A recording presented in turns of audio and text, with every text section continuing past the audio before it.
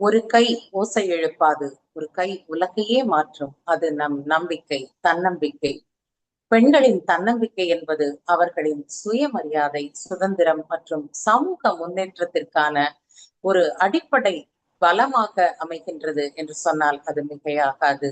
சுய கல்வி, முடிவெடுக்கும் திறன், உடல் மன ஆரோக்கியம், இதுதான் மிகவும் முக்கியமானது. இன்றைய காலகட்டத்திலே பெண்களின் உடல் மன ஆரோக்கியத்தை பொறுத்துதான் அவர்களின் தன்னம்பிக்கையும் கூட விளர்கிறது என்பதை நாம் இங்கே விளக்கிக் கொண்டு, நம்முடைய நலனையும் மேம்படுத்திக் கொண்டு, குடும்பம் சமூகத்தினுடைய நலனையும் பேண வேண்டியது பெண்களின் கடமையாகின்றது. ஏற்கனவே நாம் பார்த்தது போல தமிழ் இலக்கியங்கள் பெண்களை வெறும் குடும்ப தலைவியாக மட்டும் காட்டாமல் அவர்களுடைய பல்வகை ஆற்றல்களையும் பல காலகட்டங்களிலும் போற்றி இருக்கிறது என்பதை மிக அழகாக தோழியர் அனைவரும் விளக்கி கூறியிருக்கிறார்கள்.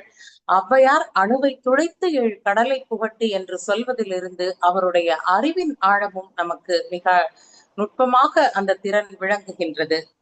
ஆண்டாளை எடுத்துக்கொண்டோமேயானால் குடும்பம் என்கின்ற அந்த கட்டுப்பாடுகளை எல்லாம் தாண்டி இறைவனை அடைய வேண்டும் என்கிற அந்த இலக்கை நோக்கிய தன்னுடைய பயணத்திலே தமிழ் மொழியையும் அத்துணை அழகான பாடல்களாக விளக்கி பெண்களுக்கு பல திறமைகளில் அவர்களின் பாவை நோன்பு போன்ற பல முக்கிய விடயங்களையும் எடுத்துக்காட்டி இருக்கிறார்கள். காரைக்கால் அம்மையாரை பற்றியெல்லாம் தோழி விளக்கி இருந்தார்கள்.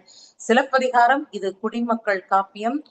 நெற்றிக்கண் திறப்பினும் குற்றம் குற்றமே என்று கூறுவது போல அரசனே ஆனாலும் ஒரு சாதாரண குடிமகள் எப்படி ஒரு துணிச்சலோடு நீதி கேட்கிறாள் என்பது மட்டுமல்ல, அந்த காப்பியம் தொடங்குவதே கோவலன் கண்ணகியுடைய திருமணத்தில் இருந்துதான் என்பதிலிருந்தே அதன் சிறப்பு கூடுதலாக விளங்குகிறது. வணிகையர் குல பெண்ணாக காட்டப்படுகின்ற அந்த மாதவியும் பாத்திர படைப்பும் கூட கண்ணகிக்கு இணையானதாக காட்டப்பட்டிருப்பது கூடுதல் சிறப்பு. இரட்டை காப்பியமான மணிமேகலையிலே துறவரத்தின் சிறப்பையும் பெண்கள் எப்படி நாடி இருக்கிறார்கள், பசிப்பிணி போக்கக்கூடிய அந்த தாய்மை பண்பு, இதெல்லாம் கூட நுட்பமாக விளக்கப்பட்டிருக்கின்றது. பெண்களுடைய அந்த காலகட்டத்தை எடுத்துக்கொண்டோமே ஆனால் பாரதிக்கு முன் பாரதிக்கு பின் என்று சொன்னால் அது மிகையாகாது.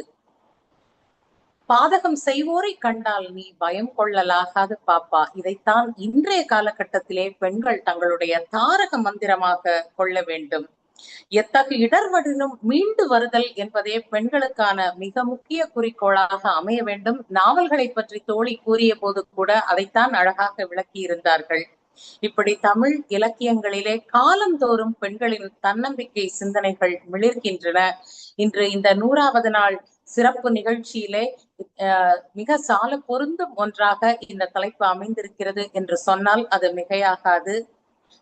மீண்டும் அடுத்த நிகழ்விலே சந்திப்போம். நன்றி, வணக்கம். பெண்மை வெல்க, வாழ்க, வளர்க. வாழ்க வளமுடன்.